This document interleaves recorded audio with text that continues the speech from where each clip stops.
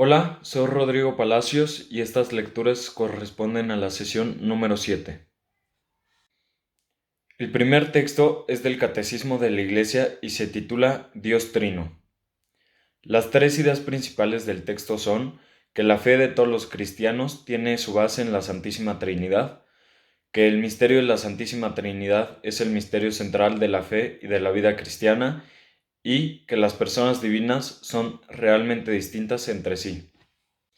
Un resumen del texto es el siguiente.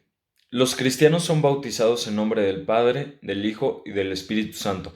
Sin embargo, antes responden creo a la triple pregunta que les pide confesar su fe en el Padre, en el Hijo y en el Espíritu Santo.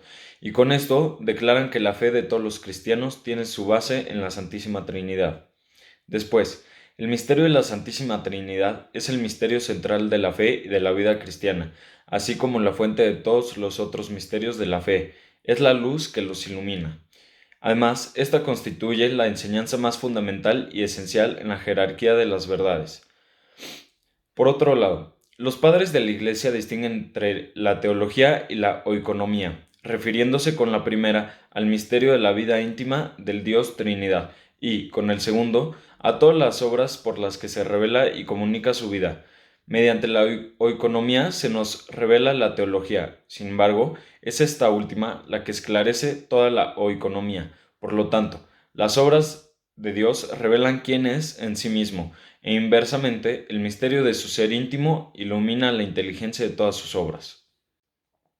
Ahora bien, la invocación de Dios como Padre es común en diversas religiones, pues la divinidad es con frecuencia considerada como Padre de los dioses y de los hombres. Al designar a Dios con el nombre de Padre, el lenguaje de la fe indica principalmente dos aspectos. Primero, que Dios es origen primero de todo y autoridad trascendente, y segundo, al mismo tiempo es bondad y solicitud amorosa para todos sus hijos. Esta ternura paterna puede ser expresada igualmente mediante la imagen de la maternidad, que indica más expresivamente la inmanencia de Dios, así como la intimidad entre Dios y su criatura. Antes de su Pascua, Jesús anuncia el envío de otro defensor, el Espíritu Santo, el cual actuó ya en la creación y por los profetas. Estará ahora junto a los discípulos y en ellos, para enseñarles y conducirlos hasta la verdad completa. Entonces, el Espíritu Santo es revelado así como otra persona divina con relación a Jesús y al Padre. El envío de la persona del Espíritu Santo, tras la glorificación de Jesús, revela en plenitud el misterio de la Santa Trinidad. Esta Trinidad es una, pues no confesamos tres dioses, sino un solo Dios en tres personas. Así que se puede decir que las personas divinas no se reparten la única divinidad, sino que cada una de ellas es enteramente Dios. Por lo tanto, cada una de las tres personas es esta realidad, es decir, la substancia, la esencia o la naturaleza divina. Las personas divinas son realmente distintas entre sí. Padre, Hijo y Espíritu Santo no son simplemente nombres que designan modalidades del ser divino, pues son realmente distintos entre sí por sus relaciones de origen. El Padre es quien engendra, el Hijo es quien es engendrado y el Espíritu Santo es quien procede. El segundo texto es del Evangelio de San Marcos y se titula Capítulo 4. Las tres ideas principales del texto son que el sembrador siembra la palabra, que se debe prestar atención a lo que se está oyendo y que Jesús exponía todo con parábolas, pero a sus discípulos se los explicaba todo en privado.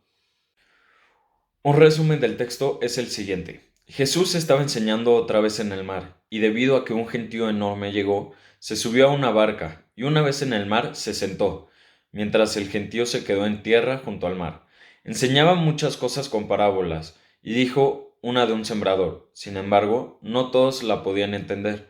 Entonces, cuando se quedó a solas, los que lo rodeaban y los 12 le preguntaban el sentido de las parábolas. Él les dijo, a vosotros se os ha dado el misterio del reino de Dios. En cambio, a los de fuera todo se les presenta en parábolas, para que, por más que miren, no vean, por más que oigan, no entiendan, no sea que se conviertan y sean perdonados. Después les explicó que el sembrador siembra la palabra. Entonces hay unos que están al borde del camino donde se siembra la palabra, pero en cuanto le escuchan, viene Satanás y se lleva la palabra sembrada en ellos. Luego, hay otros que reciben la semilla como terreno pedregoso. Son los que al escuchar la palabra, enseguida la cogen con alegría, pero no tienen raíces, son inconsistentes y cuando viene una dificultad o persecución por la palabra, enseguida sucumben. También hay otros que reciben la semilla entre abrojos. Estos son los que escuchan la palabra, pero los afanes de la vida, la seducción de las riquezas y el deseo de todo lo demás los invaden, ahogan la palabra y se queda estéril. Y por último, los otros son los que reciben la semilla en tierra buena, escuchan la palabra, la aceptan y dan una cosecha del 30 o del 60 o del 100 por uno. Asimismo, menciona la frase, el que tenga oídos para oír, que oiga, y con esto quiere decir que se debe prestar atención a lo que se está oyendo, pues la medida que se use se usará con ellos, y con creces, porque al que tiene se le dará, y al que no tiene se le quitará hasta lo que tiene.